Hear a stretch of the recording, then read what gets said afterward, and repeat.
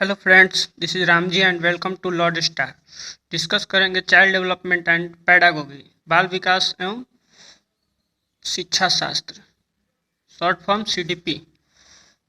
आज हम देखेंगे, चैप्टर रहेगा 4.2। आज हम देखेंगे 4 फैक्टर्स ऑफ पियाजे। पियाजे का 4 कारक। पियाजे 4 कारक के बारे में बात करते हैं। इसमें पहला था मैचुरेशन। मैचुरेशन मतलब परिपक्वता। दूसरा है एक्सपीरियंस। एक्सपीरियंस मतलब अनुभूति या फिर अनुभव। तीसरा है सोशल इंटरेक्शन यानी सामाजिक अन्योन क्रिया। और चौथा है इक्विलिब्रेशन यानी समायीकरण। चारों को हम एक एक करके देखेंगे। सबसे पहले इसमें है मैचुरेशन। मैचुरेशन यानी कि परिपक्वता। और बच्चा जब तक पियाजे का ये जो फैक्टर है, 4 फैक्टर, इसमें बताया गया है पियाजे के द्वारा कि बच्चे कैसे कैसे रेडी होते हैं किसी चीज़ को सीखने के लिए, तैयार होते हैं। जैसे इसमें मैचुरेशन के आधार पे, जैसे बच्चा जब तक परिपक्व नहीं होगा तब तक कैसे सीख पाएगा। जैसे इसमें बताया गया है फिजिकल ग्रोथ यानी कि शारीरिक वृद्धि। जब शारीरिक वृद्धि नहीं हो पाएगा, जैसे मान के चलिए कि आपका 6 महीने का जो बच्चा है उसको दौड़ने के लिए बोलिएगा तो दौड़ेगा? नहीं दौड़ेगा। इसलिए पियाजे एज को ज़्यादा महत्व दिए हैं इसमें कि जब तक बच्चा का एज नहीं हो जाएगा, मेच्योर नहीं हो जाएगा मेंटली रूप से या फिर शारीरिक रूप से, फिजिकली रूप से, तो बच्चा ना सीख पाएगा ना कुछ कर पाएगा जेनेटिकल रूप से या बायोलॉजिकल रूप से। तो इसमें बताया मेंटली डेवलपमेंट यानी बौद्धिक विकास, वही। उसके बाद है रेडीनेस टू लर्न, सीखने की तत्परता। वही है कि जब तक बच्चा बायोलॉजिकली रूप से, जैविक मैचुरेशन से नहीं होगा तब तक बच्चा सीख नहीं पाएगा। सीखने की तत्परता, क्यूरियोसिटी, बच्चे में जिज्ञासा होना चाहिए, इंटरेस्ट लेगा किसी चीज़ को सीखने में तो बच्चा सीख पाएगा। उसके बाद है दूसरा एक्सपीरियंस यानी कि अनुभूति या फिर अनुभव।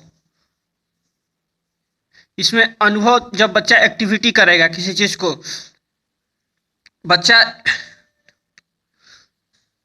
जब तक कंस्ट्रक्शन एंड इन्वेंशन मतलब निर्माण और खोज, जैसे कि किसी चीज़ को खिलौना बच्चा को मिल जाता है, एग्जाम्पल के माध्यम से, जैसे खिलौना बच्चा को दे दिए तो उसमें क्या करेगा बच्चा? सबसे पहले उसको खोल खाल करने लगता है, तो बच्चा खोज करता है कि इसमें क्या है, कैसे है।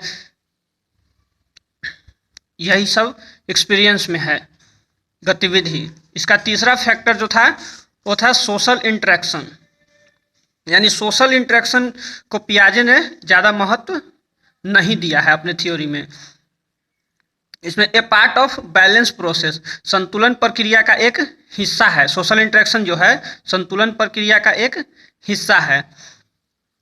Did not attach much importance to social interaction यानी सामाजिक अन्योन क्रिया को ज़्यादा महत्व नहीं दिए थे पियाजे अपने थ्योरी में। ज़्यादा महत्व, सबसे ज़्यादा महत्व कौन दिया था? वाइगोस्की दिए थे। वाइगोस्की को हम देखेंगे किसी थ्योरी में। इसमें सोशल इंटरेक्शन को ज़्यादा महत्व नहीं दिए थे। उसके बाद है इक्विलिब्रेशन यानी कि समायीकरण या संतुलन।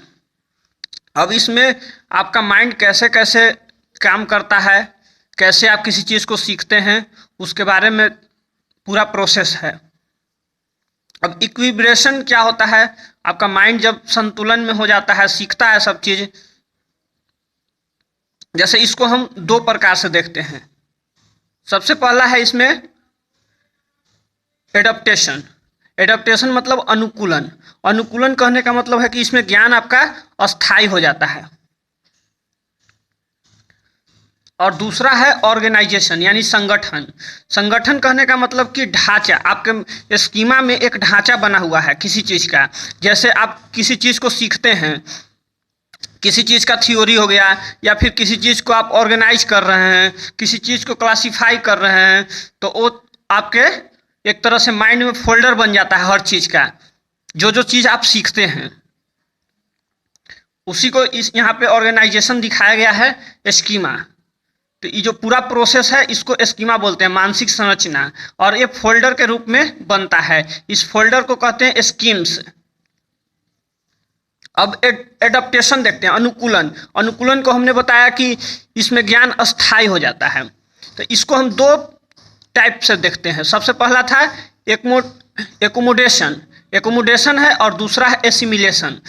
एकोमोडेशन कहने का मतलब समायोजन, समायोजन कहने का मतलब है कि इसमें बच्चा का ज्ञान, बच्चा किसी चीज़ को सीख लेता है। जैसे एसिमिलेशन है यानी आत्मसातीकरण है, इसमें न्यू नॉलेज को ओल्ड नॉलेज के साथ ऐड करते हैं। जैसे मान के चलिए कि एग्जाम्पल के तौर पे एक कैट है, अब बच्चे को हम सबसे पहले कैट दिखा दिए, तो कैट को देख लिया कि कैट होता है, इसका एक पूँछ होता है, इसका इतना पैर होता है, इसका आँख होता है, इसका ढांचा इस टाइप से है।